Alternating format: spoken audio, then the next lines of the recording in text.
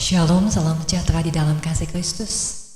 Kita akan kembali beribadah bersama-sama dalam anugerah Tuhan dan kasih karunia-Nya. Mari kita akan masuk dalam doa. Segala puji, hormat, syukur bagi Bapa. Kembali kami datang Tuhan pada hari ini, membawa hati kami, membawa jiwa kami, merendahkan diri. Engkau yang tahu hati kami Tuhan, Engkau yang sanggup membersihkan hati kami yang kotor ini.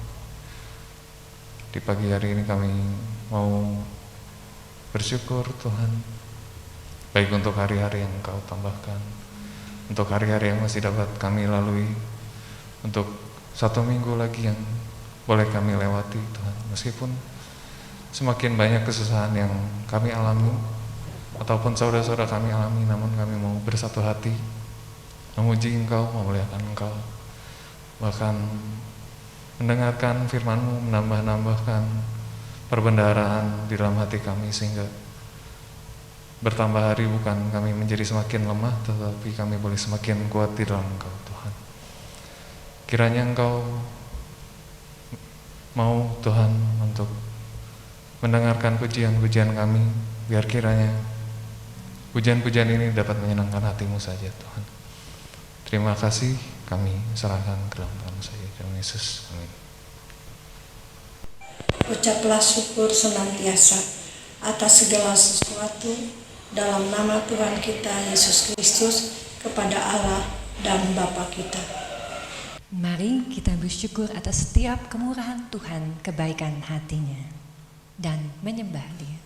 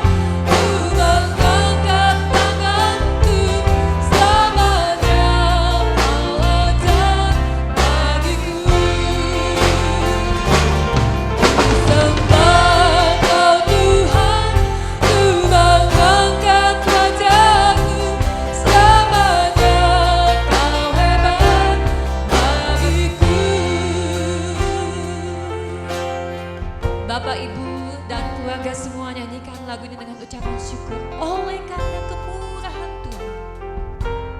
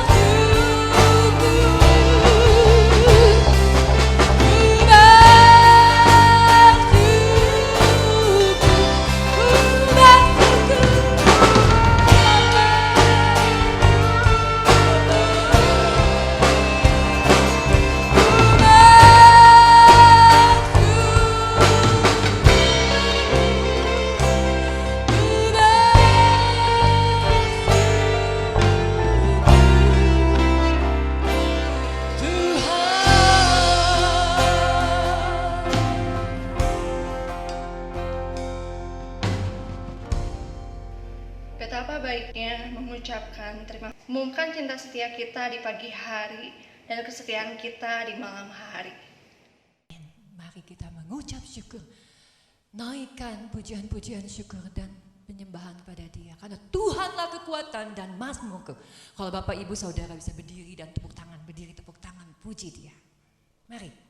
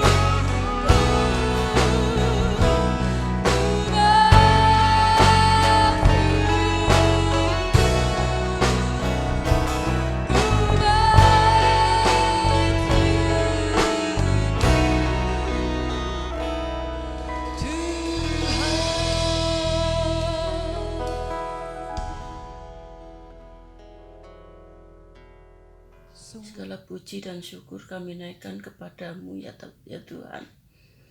Kami bersyukur dan berterima kasih kepadamu ya Tuhan. Kalau kami boleh beribadah kepadamu walaupun Tuhan lewat online Bapa. Namun satu hal ya Tuhan, kami hanya berterima kasih kepadamu ya Tuhan. Kami puji namamu, kami sembah Engkau ya Tuhan. Dan saatnya tiba kami akan sambut firman-Mu ya Tuhan. Marilah ya Tuhan, Engkau akan menolong kami, persiapkan hati kami ya Tuhan, bagaikan tanah-tanah yang gembur yang siap untuk ditaburi firman-Mu dan sanggup untuk melakukannya Bapa. Terima kasih Bapa. Engkau juga akan menolong hamba-Mu yang akan memberitakan firman Allah Bapa. Engkau pakai dia ya Tuhan, akan menjadi berkat ya Tuhan buat kami semuanya ya Tuhan. Terima kasih Bapa, terima kasih Yesus.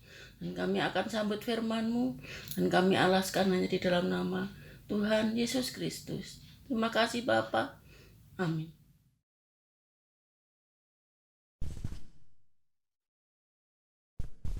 Shalom. Selamat pagi. Saudara sekalian dimanapun saudara berada. Semoga semua baik-baik saja hari ini ya, oleh kasih kemurahan Tuhan. Kita akan lanjutkan pembahasan firman Tuhan, Wahyu pasal 6 ya hari ini, mengenai 7 materai. Kita langsung akan melihat di Wahyu pasal 6 materai pertama ya, ayat 1 dan 2, kita akan baca sama-sama. 1, 2, 3. Maka aku melihat anak domba itu membuka yang pertama dari ke-7 materai itu, dan aku mendengar yang pertama dari ke-4 makhluk itu berkata dengan suara bagaikan bunyi guru, "Mari." Dan aku melihat sesungguhnya ada seekor kuda putih dan orang yang menungganginya memegang sebuah panah, dan kepadanya dikaruniakan sebuah mahkota. Lalu ia maju sebagai pemenang untuk merebut kemenangan. Nah, saudara, Wahyu pasal 6 ini ya khususnya mengenai materai ke-1 ya, ini tidak ada penjelasan yang detail ya. Hanya kuda putih dengan penunggangnya. Memang ada istilah yang sama dipakai di Yehezkiel ya, Yehezkiel 5 misalnya, itu kuda-kuda dengan penunggangnya. Ada kuda di situ, kudanya kuda merah, ada merah jambu, ada kuda putih, ada nggak saya lupa ya. Pokoknya warnanya beda, tapi ada 4 kuda di sana juga. Dan kuda-kuda itu dijelaskan di Yesir itu adalah utusan Tuhan ya. Jadi kuda itu selalu melambangkan kekuatan, biasanya lebih ke kekuatan perang atau kekuatan yang bisa memerangi atau menghancurkan ya. Nah, saudara, tapi di sini ada penunggangnya dengan senjata panah. Nah, lalu banyak orang menafsirkan ya, yang populer, tafsiran populer itu ada 4 ya, saya temukan yang sepanjang yang saya sudah baca buku-buku, mungkin bisa lebih sebetulnya ya. Nah, yang cukup banyak orang mengambil itu arti dari penunggang kuda putih ini adalah Tuhan Yesus. Patokannya biasanya menggunakan Wahyu 19 ayat 11 sampai 16. Kita akan lihat ya Wahyu pasal 11 di halaman berikutnya. Di sini saya tidak akan baca semua ya, karena saya tidak akan membahas ini secara detail. Tetapi pendapat bahwa kuda putih ini adalah Tuhan Yesus itu harus diteliti memang. Apakah betul ini Tuhan Yesus? Kalau kita lihat ada sedikit perbedaan di Wahyu pasal 19. Sama-sama kuda putih, tetapi dilengkapi dengan banyak keterangan, yaitu namanya yang setia dan yang benar ya. Lalu ayat 12 Situ saya langsung aja ke yang pokok dulu ya, yang ada di Wahyu pasal 6 mengenai mahkotanya. Mahkotanya di sini banyak mahkota, dalam bahasa Yunaninya diademnos ya. Sedangkan di Wahyu pasal 6 itu sebuah mahkota ya, Stefanos bahasa Yunaninya. Jadi ada perbedaan. Ya, lalu jubahnya warna merah ya karena dicelup dalam darah. Lalu berikutnya adalah senjata di ayat 15. Senjatanya itu dari mulutnya keluarlah sebilah pedang tajam. Nah, istilah pedang yang dipakai di sini beda, bahasa Yunaninya beda ya. Pedang bermata dua. Nah, kalau di Wahyu pasal 6, kita balik lagi ke Wahyu pasal 6. Di sini tidak pakai pedang tetapi pakai panah ya. Memegang sebuah panah. Jadi ada yang tidak setuju. Nah, lalu siapakah kuda putih dan penunggangnya di sini dan menang ya? Ya, jadi kalau bukan Tuhan Yesus yang berhubungan dengan pemberitaan Injil yang berhasil sampai hari ini ya saudara ya, berarti pemberita Injil ya. Dan memang kalau kita ngambil dari Wahyu pasal 19, di situ dikatakan bahwa Tuhan Yesus itu diikuti ya. Kita bisa lihat di ayat 14, dan semua pasukan yang di sorga mengikuti dia, mereka menunggang kuda putih dan memakai lenan halus yang putih bersih. Jadi anggap saja mereka itu adalah pemberita Injil yang sudah menang ya. Nah, lalu yang ketiga saudara, ada orang yang mempunyai penafsiran berbeda yaitu Mesias palsu ya. Saya pernah memakai ini juga karena ngambil dari nubuatan Tuhan Yesus tentang akhir zaman, yaitu di Matius 24. Tanda-tanda yang menyertai itu adalah hadirnya Mesias palsu. Dan ini juga bisa dimengerti. Kenapa? Karena kalau saudara baca secara keseluruhan mengenai Meterai 1 sampai 7, itu nanti pokoknya itu adalah mengenai aniaya yang dialami oleh umat-umat Tuhan ya di Meterai kelima.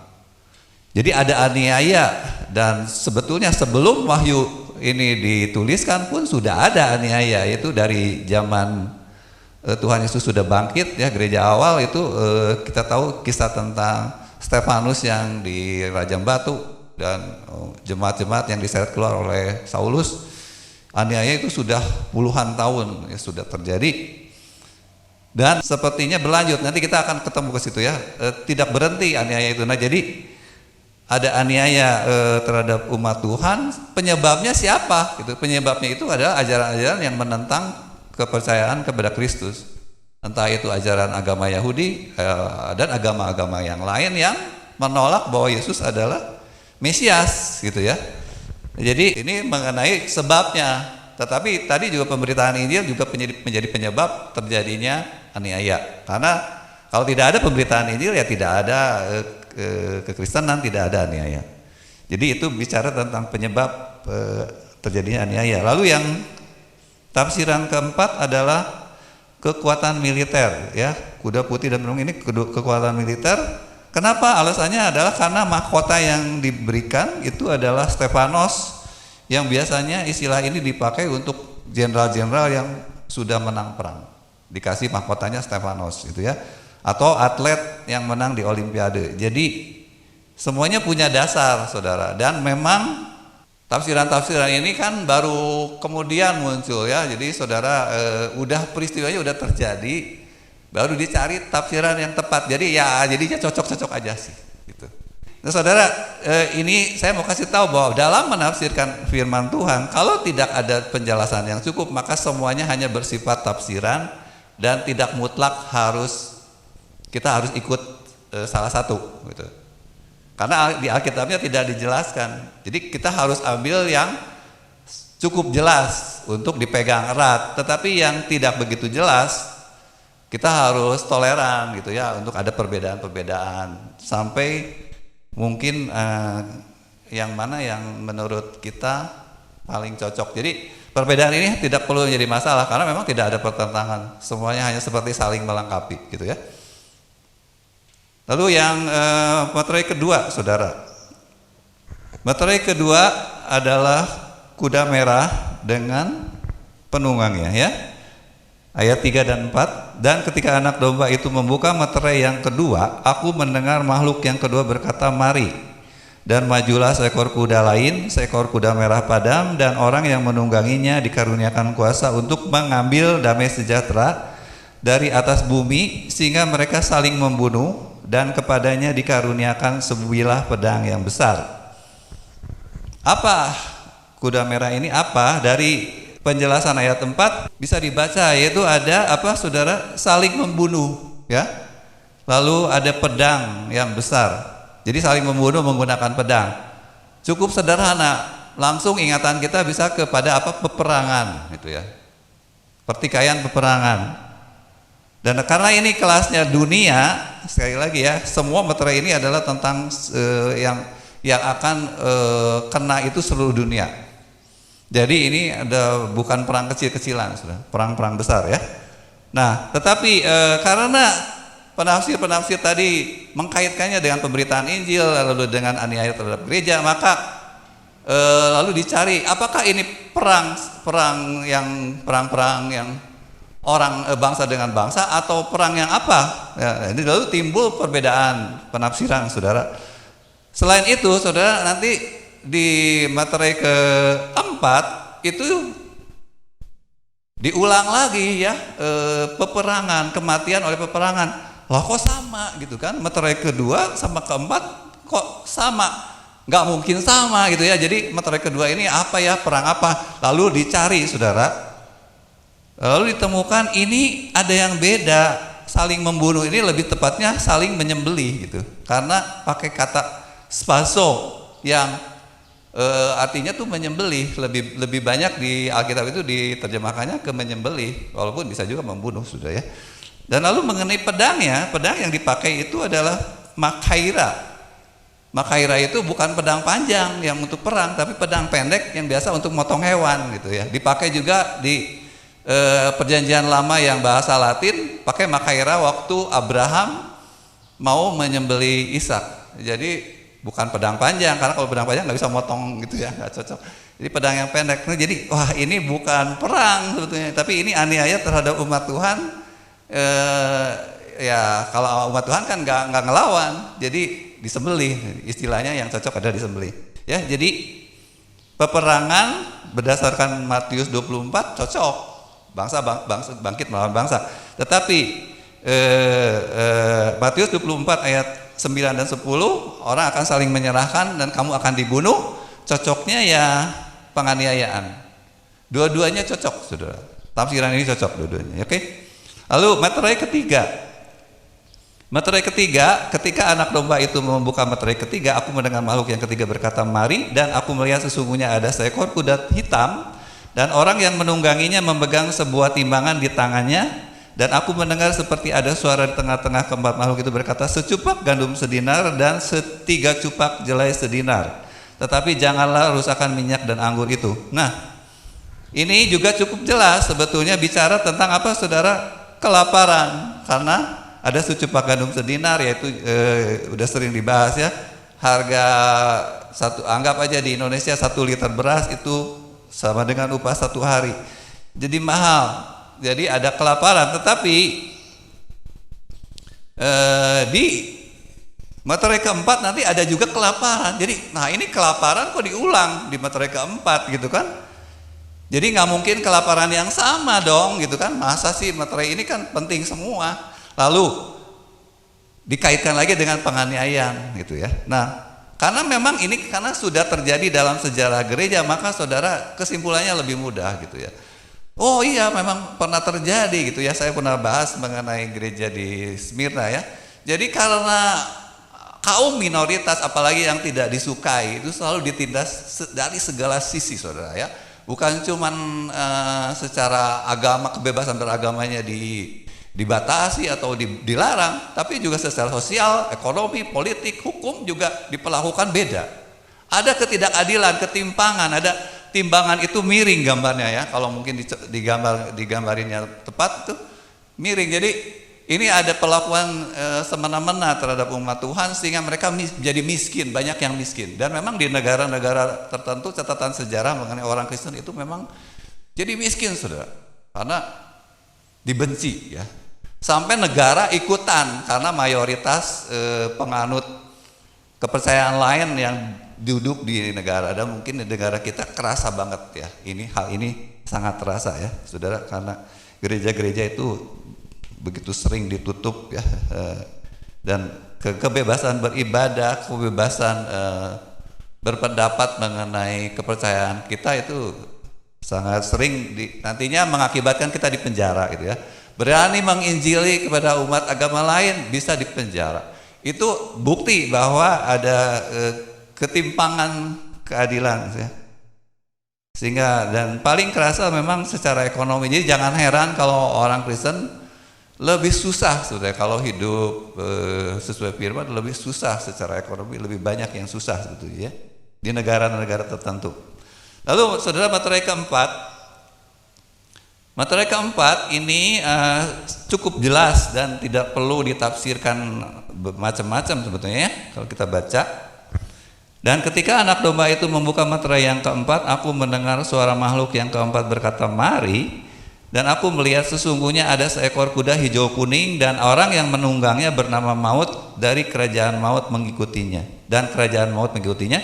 Dan kepada mereka diberikan kuasa atas 1/4 dari bumi untuk membunuh dengan pedang, dan dengan kelaparan, dan sampar, dan dengan binatang-binatang buas yang di bumi. Nah ini saudara, ini cukup jelas ya. Jadi materai keempat ini adalah mengenai kekuatan yang mematikan ya. Cara kematiannya lewat apa? Lewat pedang, lewat peperangan, lewat kelaparan ya, wabah kelaparan yang mungkin karena faktor cuaca yang, dan lewat gara-gara perang juga bisa, lewat gempa bumi misalnya, lewat bencana alam.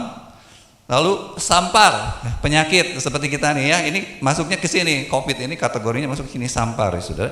Dan lalu dengan binatang buas. Kalau di zaman dulu mungkin banyak binatang buas yang ngebunuh. Kalau di zaman modern kita ini binatang buas itu juga bisa diwakili oleh kendaraan. Kenapa? Karena kendaraan itu sering dikasih namanya pakai binatang, misalnya panther ya kan, kijang, kuda. Ya ini bukan binatang buas kalau binatang sebenarnya, tetapi kalau udah jadi kendaraan itu bisa ngebunuh orang.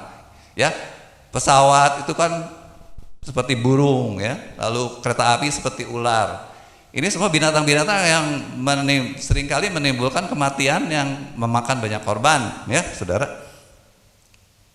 Nah saya langsung aja jadi gini saudara, wahyu ini diberitahukan di abad pertama tahun 95. Rasul Yohanes menuliskan kitab wahyu ini, lalu disebar ke 7 gereja di Asia ya, dan lalu disebar ke seluruh dunia, ke semua gereja.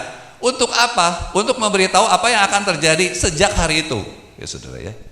Bukan nanti saudara, bukan di akhir zaman, bukan ya, tidak cocok.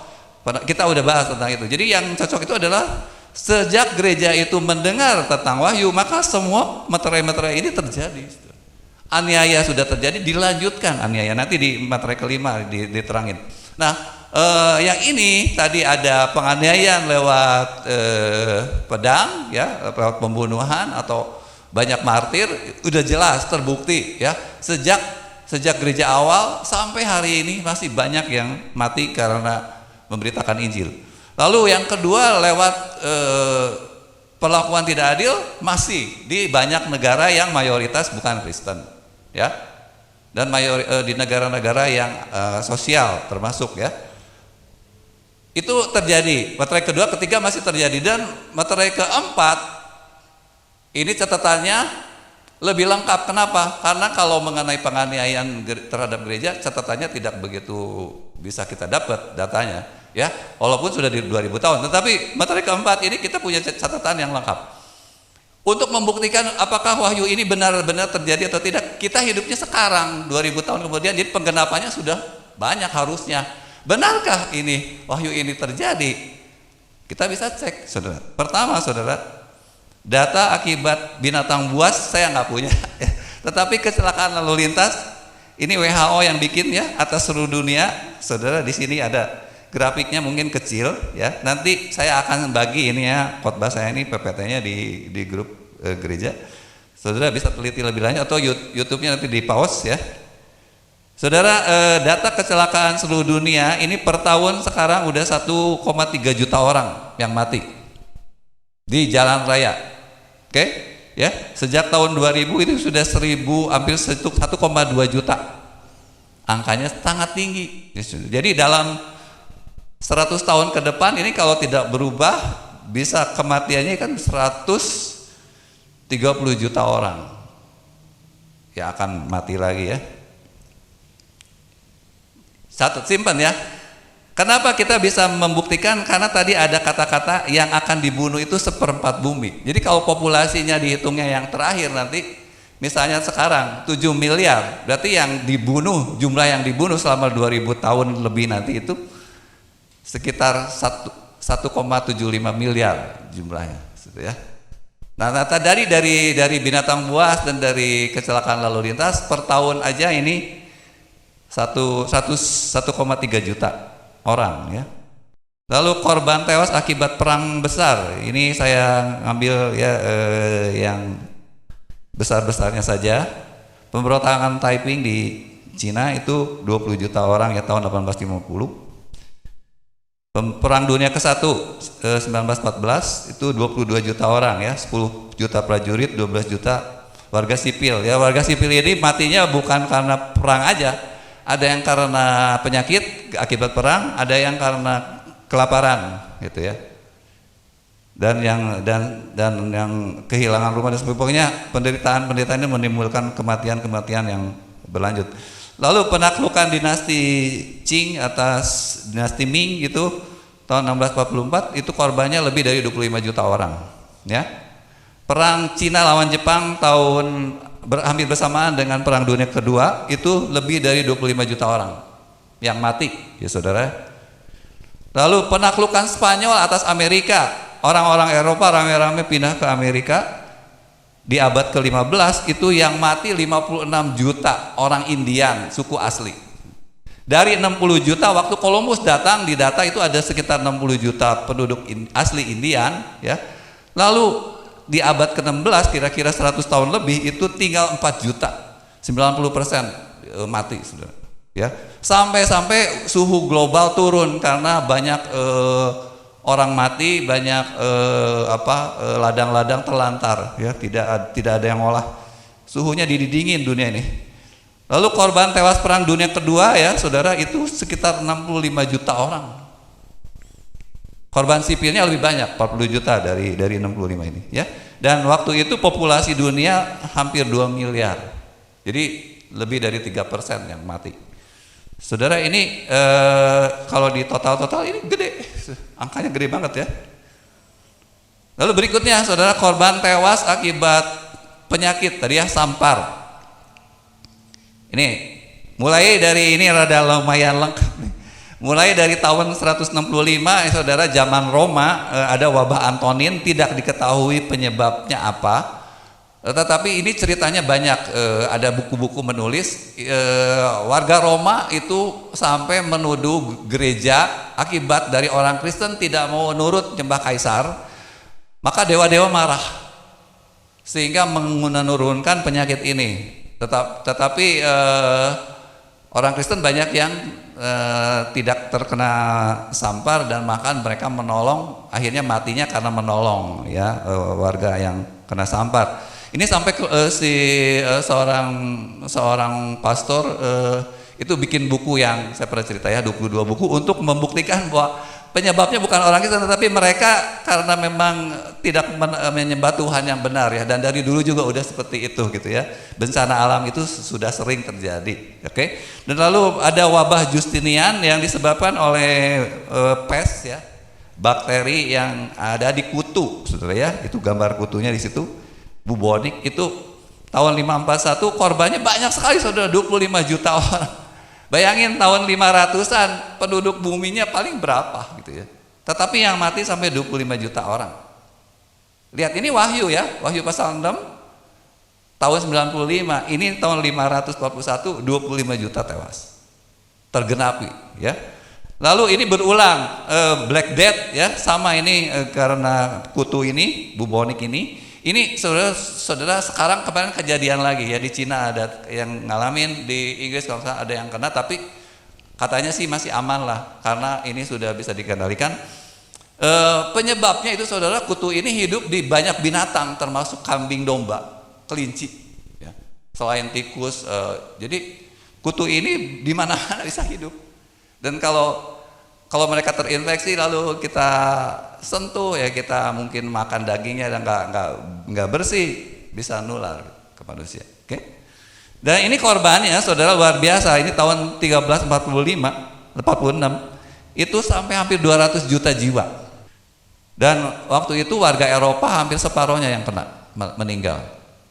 Luar biasa saudara. Ini Black Death ini ya. Mungkin kalau dibanding hari ini masih kalahnya, ini jauh kalah, ini besar sekali kematiannya.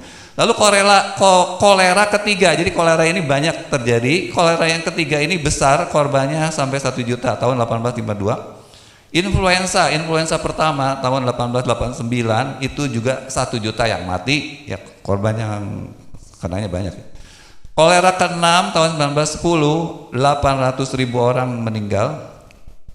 Flu Spanyol, ini yang fenomenal ya saudara, tahun 1918, ini sesudah Perang Dunia ke-1, enggak lama terjadi flu Spanyol. Jadi perang mengakibatkan penyakit baru saudara ya.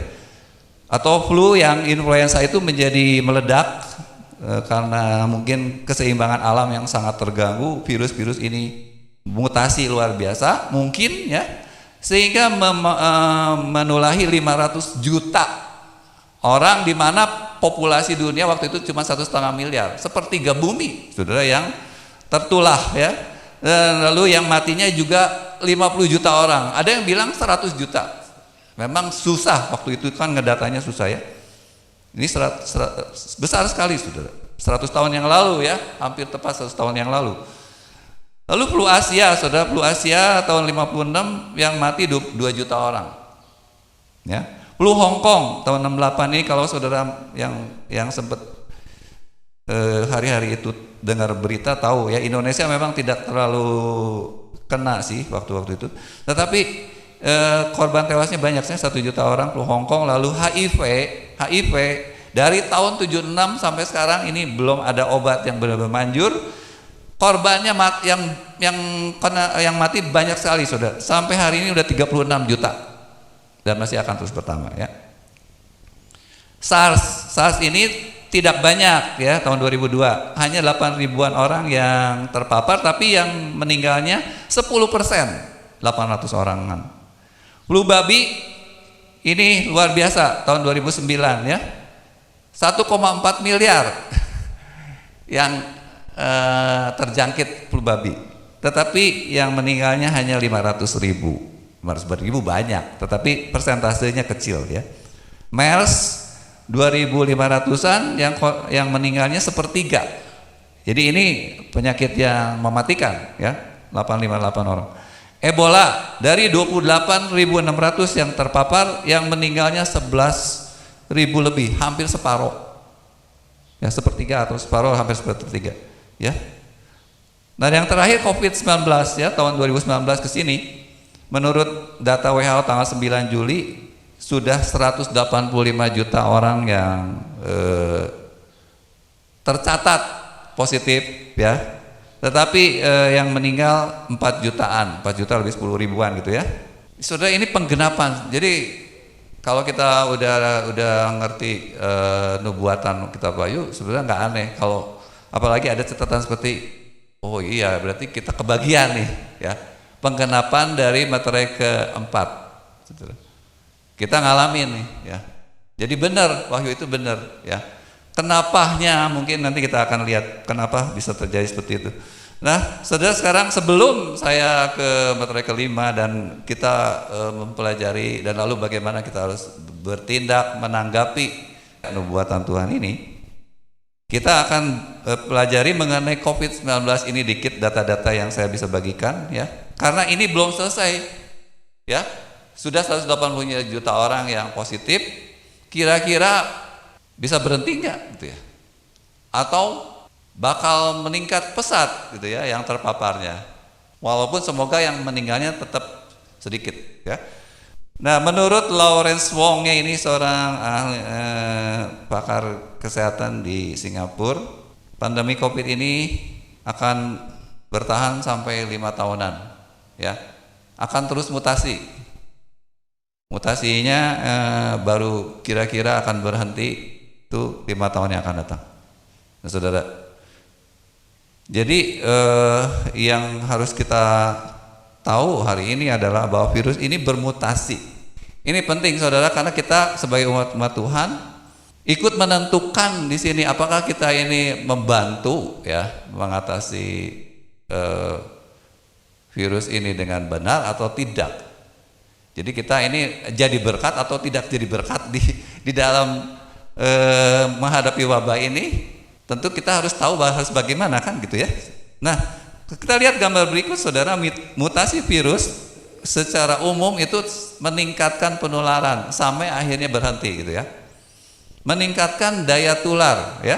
Dari waktu di Wuhan, dari 1 orang menulari 2 orang, lalu menjadi 1 orang menjadi 3 orang waktu di Eropa, di Italia gitu ya. Lalu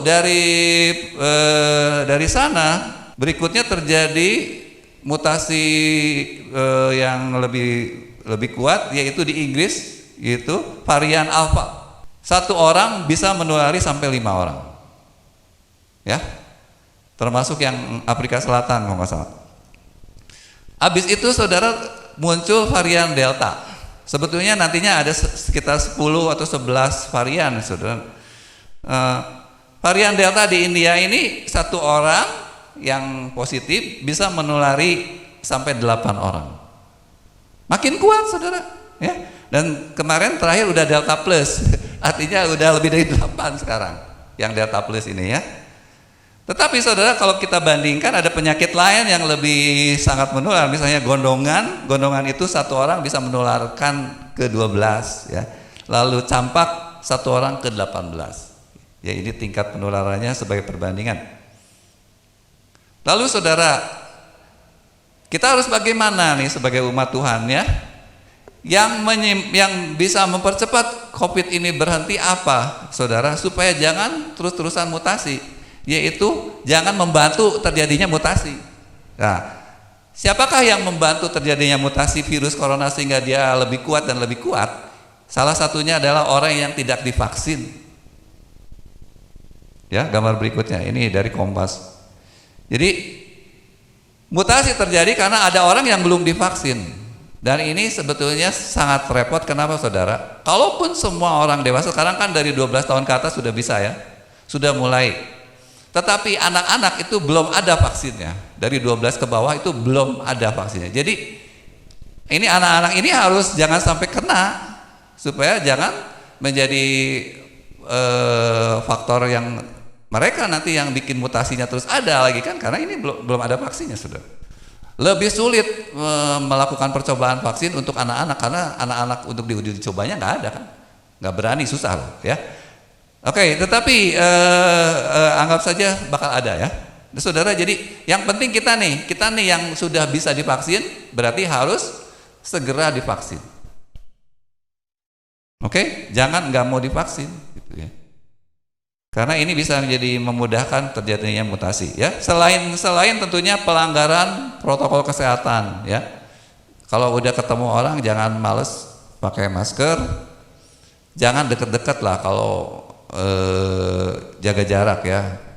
Ya 2 meter atau ada yang bilang 4 meter. Itu kita benar-benar perhatikan ya. Jangan berani-berani kumpul-kumpul meremeh COVID ini ya, interaksi sosial secara masif, acara-acara besar-besar mengundang banyak orang itu harus dihindari.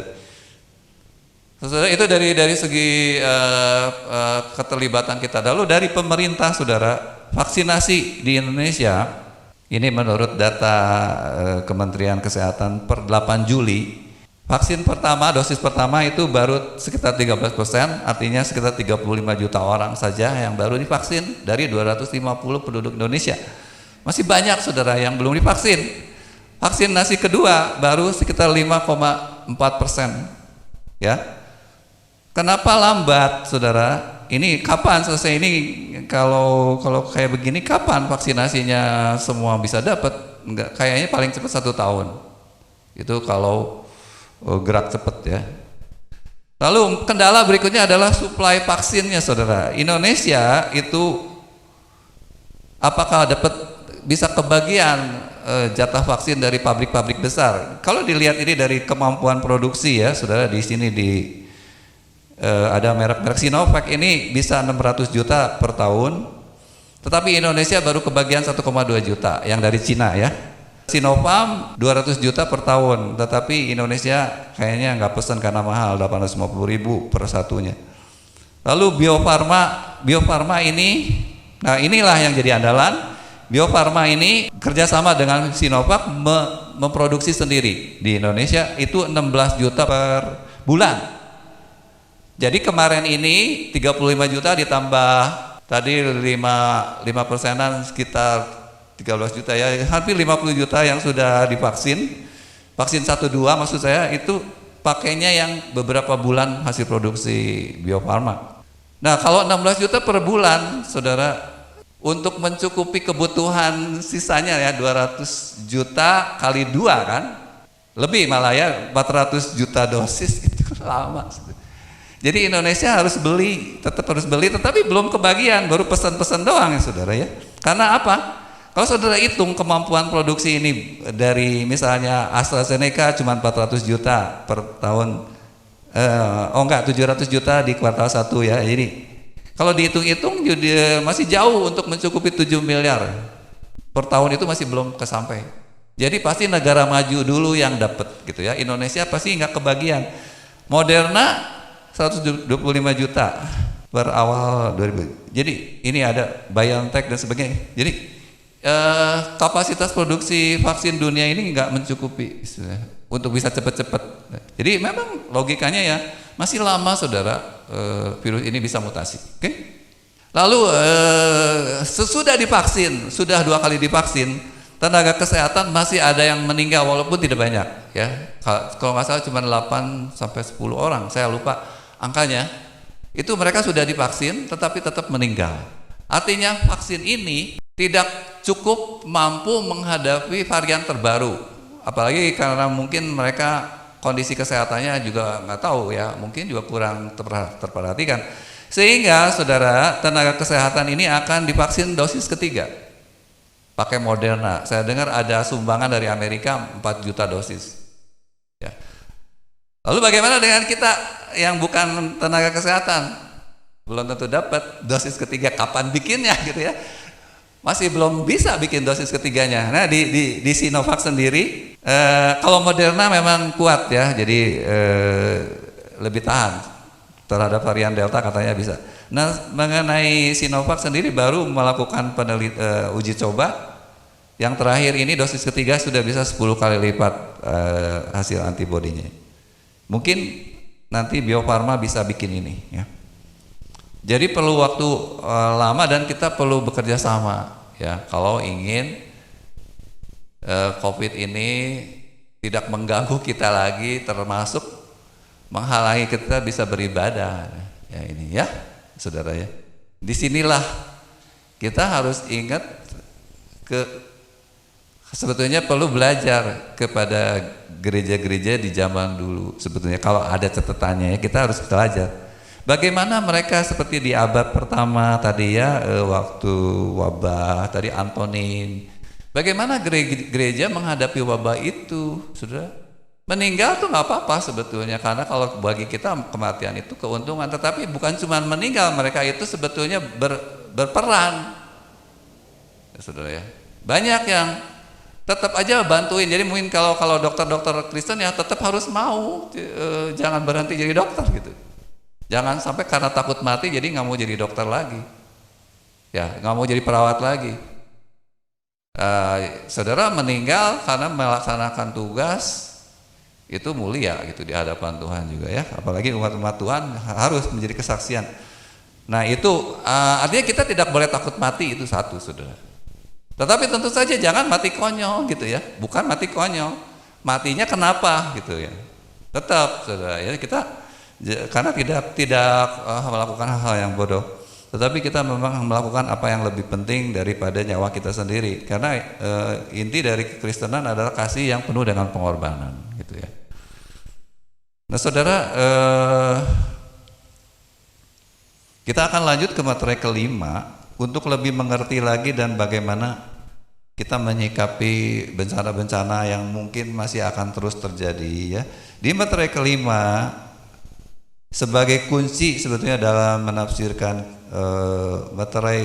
ketujuh materai ini, ada suatu pernyataan yang cukup bisa membuat kita mengerti, ya, sebetulnya.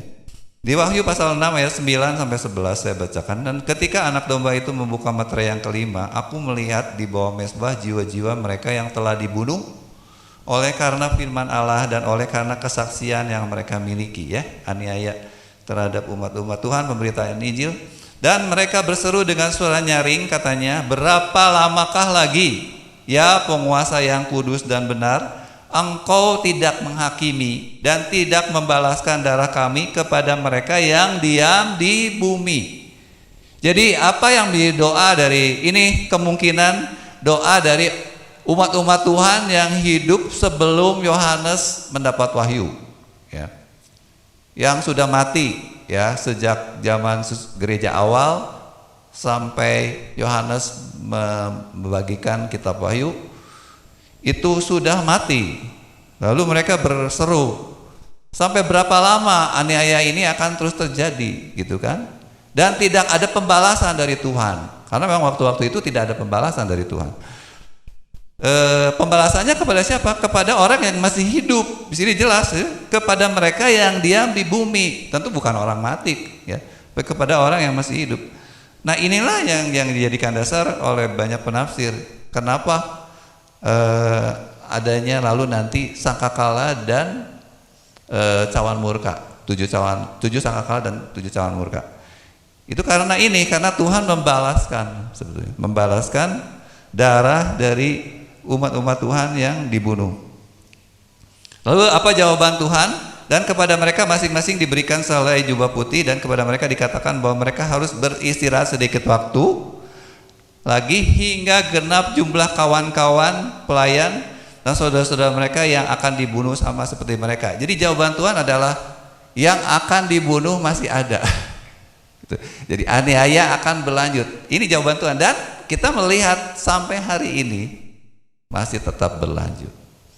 Artinya di setiap zaman gereja akan selalu ada yang dibunuh, tetapi juga akan ada pembalasan, karena dijawab oleh Tuhan sedikit waktu sampai jumlahnya genap di setiap waktu. Ini genap itu bukan berarti di ujung, ya, bisa juga di setiap zaman ini jumlahnya genap. Genap balas, Tuhan genap balas, gitu, seperti itu, ya. Karena cara Tuhan bekerja memang seperti itu. Kalau kita lihat cara Tuhan bekerja di sepanjang sejarah, misalnya air bah, ya. Kenapa Tuhan mengirim air bah? Karena kejahatan orang-orang sangat besar. Itu disebut di Kejadian pasal 6 ayat 5. Cukup besar, akhirnya waktunya tiba Tuhan memusnahkan mereka, ya. Nah, saudara, setiap kali Tuhan menghakimi bumi, tentu ada korban. Korbannya apa, saudara? Binatang yang tidak dibawa mati, ya. Bumi menderita. Keluarga Nuh juga kehilangan harta benda dong, sebetulnya, ya. Jangan pikir kita bisa untung di tengah penderitaan dunia. Tetap, saudara, kita ikut mengalami kebahagiaan, tetapi kita mengerti tujuannya dan kita sebetulnya ada di dalam bahtera keselamatan, ya. Lalu Sodom dan Gomora, kejahatannya sangat besar, sangat berat, memakai istilah seperti itu, sehingga perlu diberhentikan, perlu di stop oleh Tuhan, dipaksa, stop paksa, saudara, ya, dimusnahkan. 10 tulah Mesir, sampai ada kematian anak-anak sulung, ya, binatang-binatang juga. Kenapa? Karena orang-orang Mesir menganiaya bangsa Israel, umat Tuhan, dan menghalang-halangi beribadah. Ini lihat, perhatikan, gitu, ya. Ini berkaitan erat dengan penganiayaan gereja, sebetulnya, ya. Maka harus ada tulah, harus ada hukuman terhadap bangsa-bangsa yang menganiaya. Termasuk karena mereka tidak mau menyembah Tuhan, saudara, tetapi menyembah dewa-dewi. Ini dasar, saudara, kalau diperhatikan tulah ke-10 yang jadi korban itu anak-anak.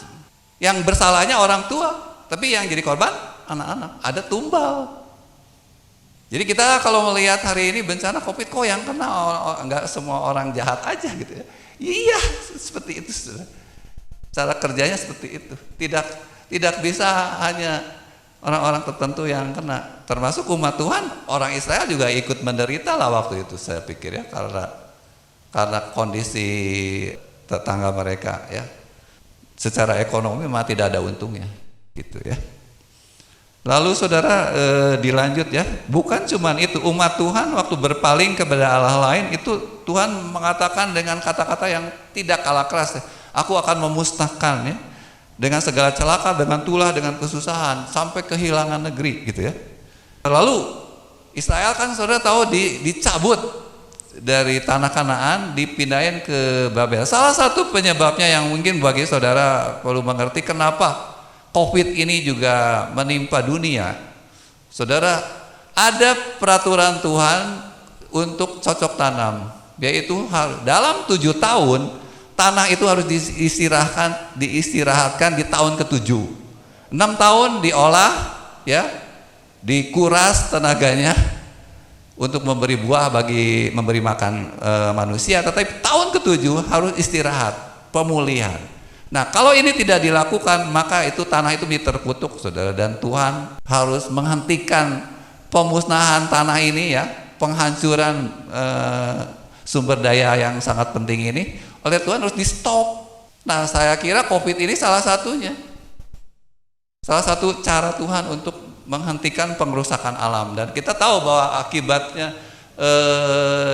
yang bencana yang lebih besar yang menunggu itu kan pemanasan global, di mana nggak ada yang bisa manusia, karena antara kepentingan ini terus berperang, dan kekuatan yang lebih besar menginginkan pemanasan global ini dianggap remeh, dibiarin aja gitu ya.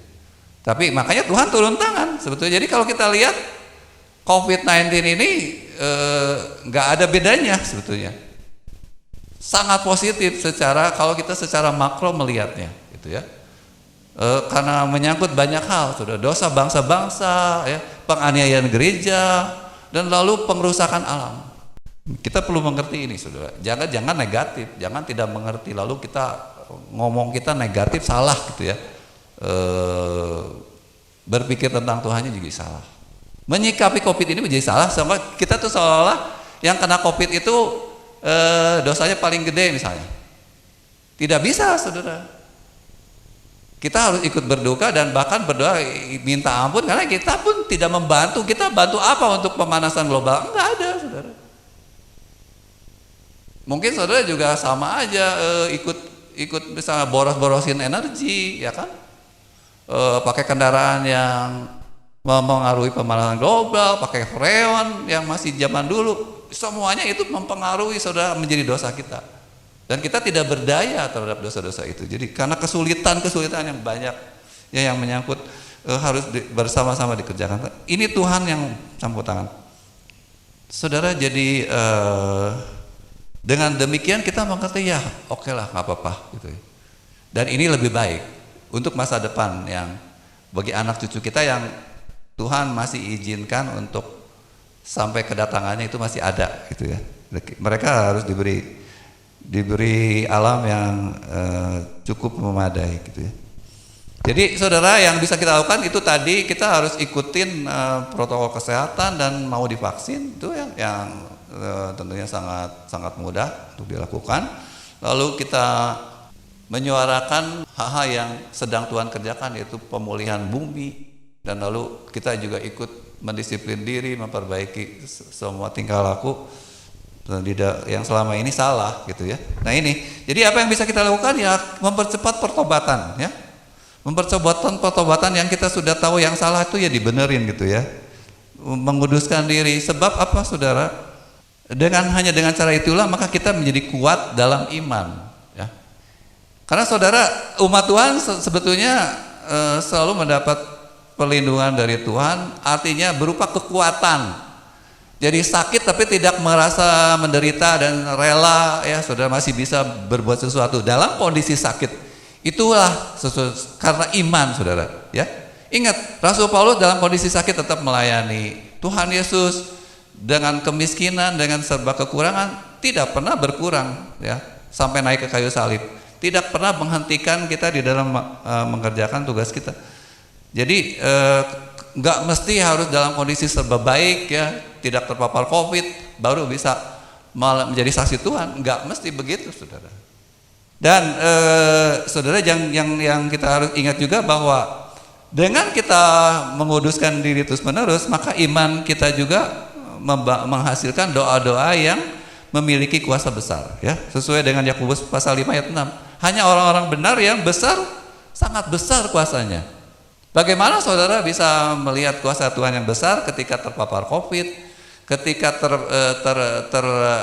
terkena dampak ekonomi ini? Banyak ya anak Tuhan hari-hari ini bisnisnya hancur, saudara. Sudah 1,5 tahun nggak ada pendapatan, itu banyak sekali, saudara.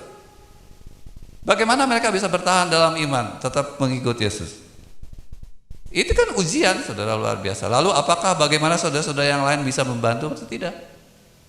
Ya, puji Tuhan di jemaat kita tidak ada mungkinnya yang sampai nggak makan sama sekali. Mudah-mudahan saudara jangan diam aja kalau sampai nggak punya duit sama sekali, sampai nggak bisa makan, lalu meninggal karena kelaparan. Waduh, kami sangat berdosa kalau sampai itu terjadi, saudara.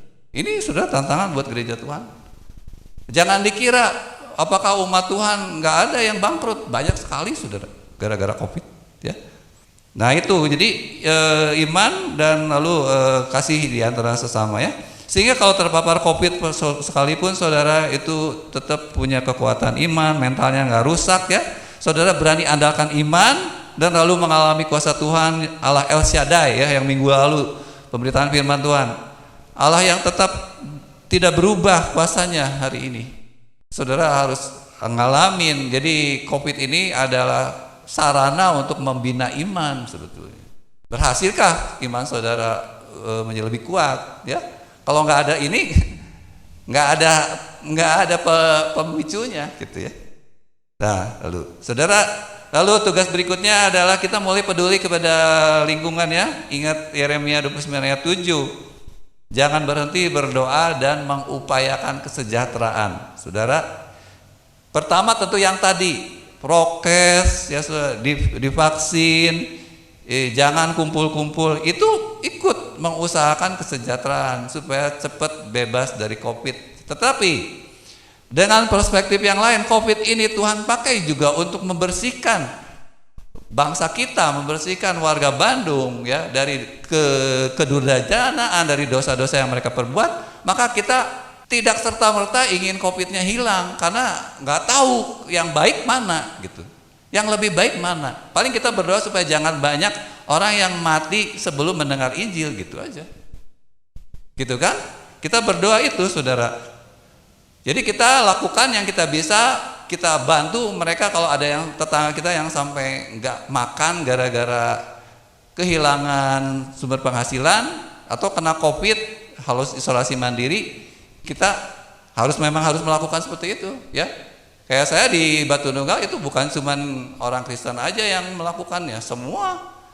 Kalau ada tetangga yang nggak ada makanan karena isolasi mandiri, pasang bendera putih, nanti kami kirim makanan. Itu, saudara, di mana-mana juga begitu. Jadi harusnya tentu ingatlah kalau kita tidak punya perhatian hal itu nggak usah diajak-ajak, harusnya jalan sendiri, gitu, ya. Tentu saja harus saling memberi informasi, ya. Kalau kayak di kami itu harus lapor, kalau positif harus lapor ke RT RW, jangan menyembunyikan diri, ya, gitu. Karena ini bukanlah sesuatu yang memalukan, tidak perlu sebetulnya, ya kan? Malah kita harus memberitahu orang-orang. Jadi oke lah, memang nggak enak kayak orang kusta kan harus bunyiin kaleng gitu, ya, saya kusta, jangan dekat-dekat. Itu kan mirip, sudah, ya. Tetapi kan demi keselamatan orang lain, ya, kita melakukan ini, gitu. Dan tapi itu bukan karena dosa. Kita tidak bisa menyimpulkan orang yang kena COVID dosanya lebih besar dari yang nggak kena, gitu kan. Oke? Dan saudara, karena bagi kita kesejahteraan sebuah bangsa itu tergantung mereka mau bertobat dan menerima Kristus, maka tentunya kita harus berdoa supaya pemberitaan Injil lebih efektif. Baik lewat media, karena lagi COVID ini nggak bisa orang per orang, ya. Lalu lewat pekerjaan-pekerjaan yang ajaib, yaitu Tuhan Yesus sendiri, malaikatnya diutus kepada orang-orang untuk mempertobatkan. Kita berdoa seperti ini, ya. Maka dengan melakukan semuanya ini, ada satu ayat yang luar biasa, ya saudara, yang bagi saya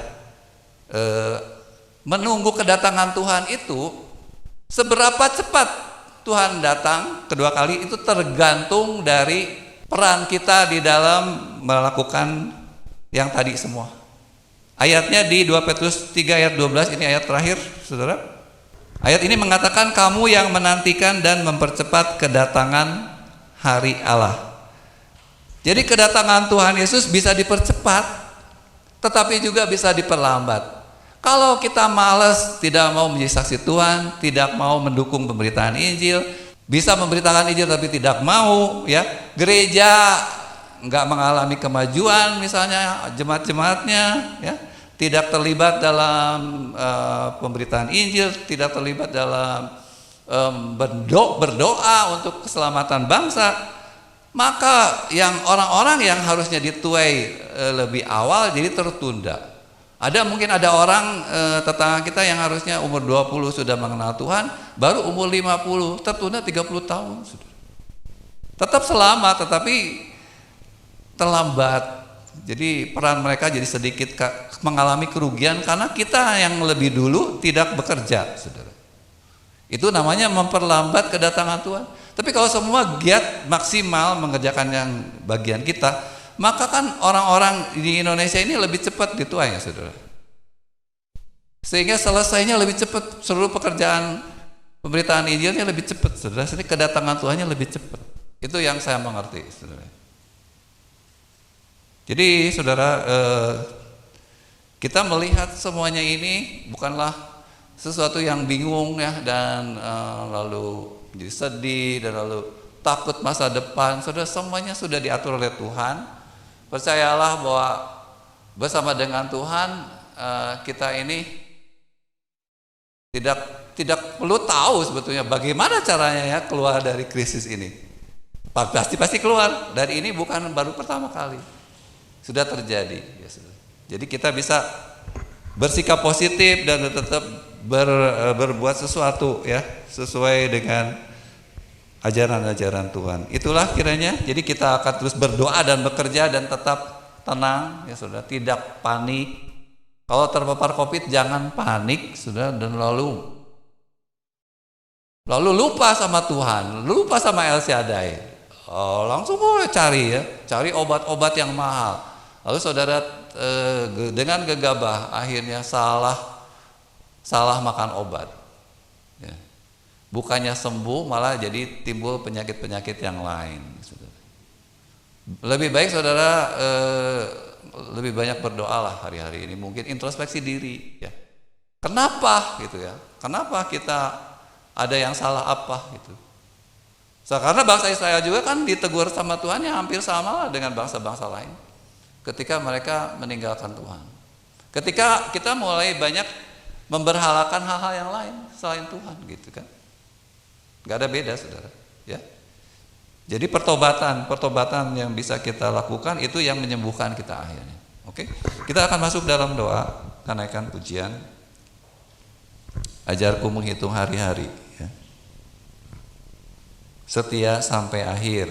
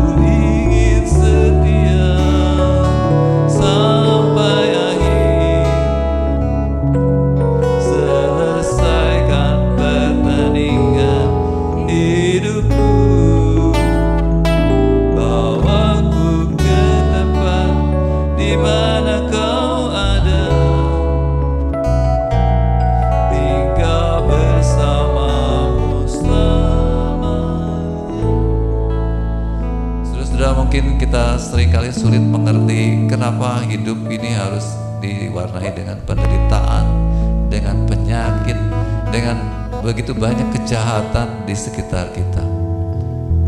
Kita lupa bahwa kita sendiri juga tidaklah lebih baik dari banyak orang. Masih ada begitu banyak kenajisan yang mungkin belum kita mau benar-benar bersihkan. Dan saudara, bagaimana mungkin kita bisa menjadi lebih baik kalau Tuhan memberikan kenyamanan atas bumi ini, di mana tidak ada lagi kesusahan. Bumi ini seperti sorga. Apa yang akan terjadi, saudara? Saya yakin iman umat-umat Tuhan akan semakin lemah dan larut di dalam pesta pora, kesenangan-kesenangan lahiriah yang sama sekali tidak membantu bagi kemuliaan nama Tuhan. Karena itu saudara, kita perlu mengerti dan menerima bahwa memang kehidupan di bumi yang penuh dosa ini hanya bisa dibantu lewat bantuan Tuhan yang sepertinya negatif, yaitu penderitaan, kesusahan, jalan salib. Bahkan untuk memenangkan banyak jiwa harus ada yang rela mati, saudara. Karena kita tahu bahwa kita ini berhadapan dengan penghulu-penghulu di udara, kuasa-kuasa kegelapan yang sama sekali tidak akan pernah bertobat dan mendukung pemberitaan bahwa Kristus adalah Tuhan. Karena itu saudara, kita tidak akan pernah menentang yang namanya penderitaan. Bahkan kita mau melihat bahwa penderitaan itu justru baik untuk menguatkan iman. Ini penting sekali untuk mengerti. Dan kita tidak perlu sedih sebab semua penderitaan ini hanya untuk kita di bumi, selama di bumi. Rasul Paulus mengatakan penderitaan ringan. Kenapa? Karena kita tahu bahwa upah yang menanti kita itu jauh lebih besar. Sama sekali tidak sebanding dengan penderitaan kematian sekalipun. Jadi janganlah kita serakah, kita ingin upah di surga, tetapi juga di bumi ingin dapat upah yang sama, saudara. Sementara kepentingan untuk mempertobatkan bangsa-bangsa dan untuk memelihara bumi ini tidak bisa dengan cara lain selain dengan semua bencana-bencana ini harus terjadi. Karena itu kita mau terus saja berjalan bersama dengan Tuhan melewati badai-badai seperti ini, karena kita melihat bahwa semuanya adalah pekerjaan Allah yang menyempurnakan, yang mendatangkan kebaikan bagi orang-orang yang mengasihi Tuhan. Kita akan naikkan pujian sekali lagi.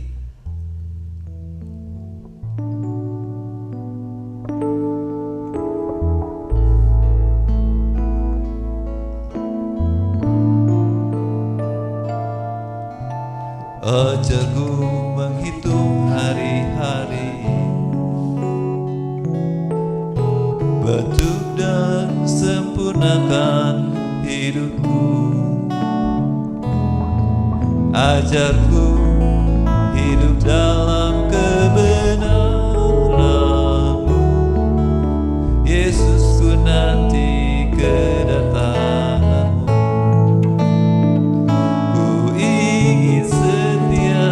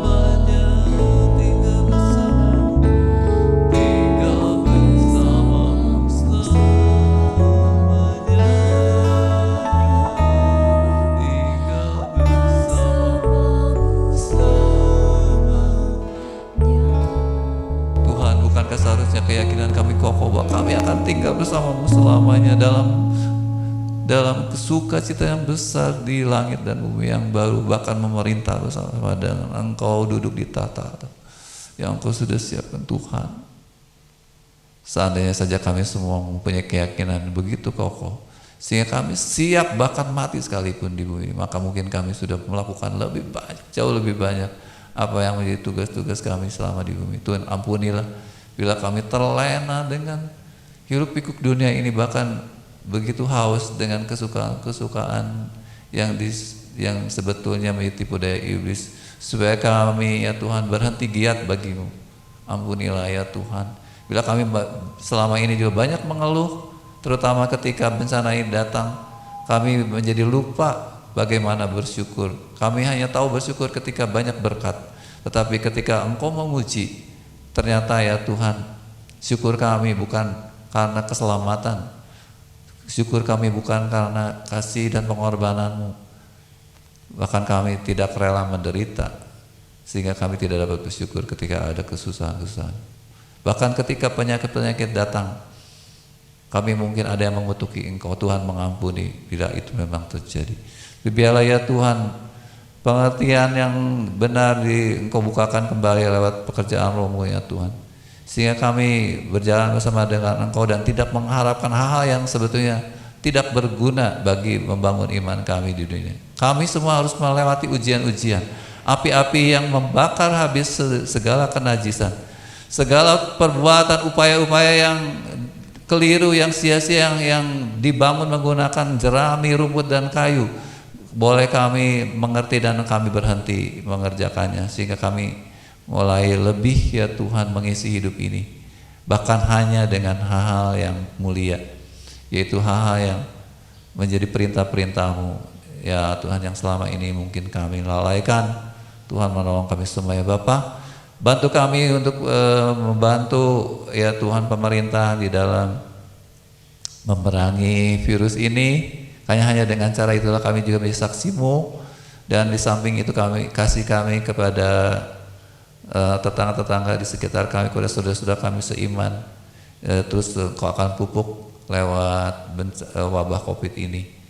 Jika kami menjadi orang yang terlatih bahkan untuk bencana-bencana yang lebih besar yang mungkin masih akan terjadi di masa yang akan datang.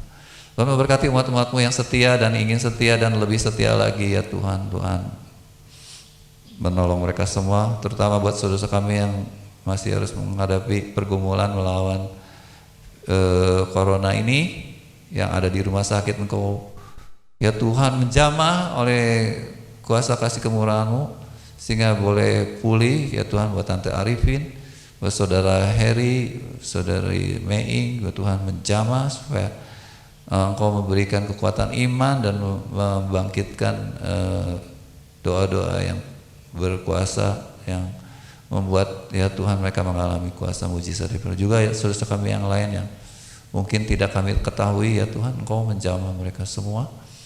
Terima kasih Bapak. Sesuai yang sangat dikasihi Tuhan, terimalah berkat kasih kemurahan Tuhan, rencana yang agung yang kiranya menjadikan kita kaya di dalam pengenalan akan Tuhan, mengerti di dalam segala keadaan bahwa Allah bekerja untuk mendatangkan kebaikan. Kita bersyukur lewat pengertian dengan ini yang kita berterima karena Yesus Kristus selalu berdoa buat kita supaya iman kita tidak gugur. Kita bersyukur, terimalah berkat dari Roh Kudus yang selalu ingin mengajar kita mengerti bagaimana menghadapi keadaan hari-hari ini.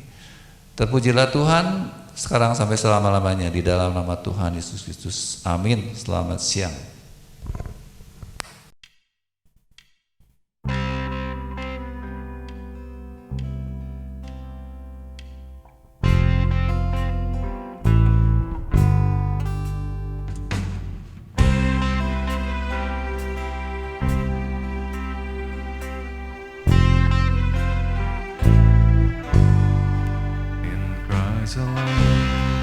My hope is found. He is my life, my strength, my soul. This cornerstone, this solid ground, firm through the fiercest drought and storm. When heights of love, what depths of grief.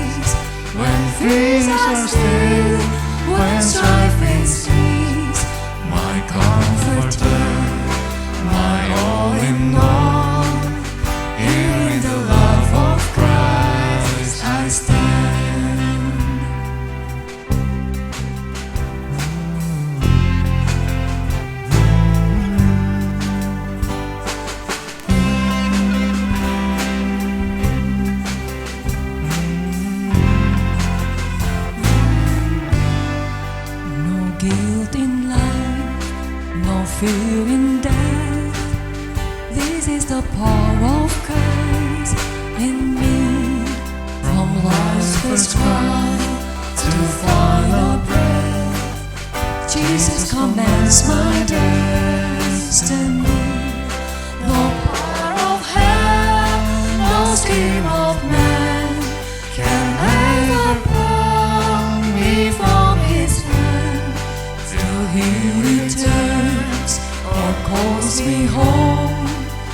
Here in the power of Christ I'll stand. What heights of love, what depths of peace, when fears are still, when striving cease, my comforter, my all in all.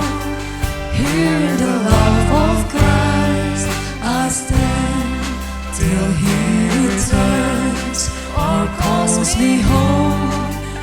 Here in the power of Christ I'll stand.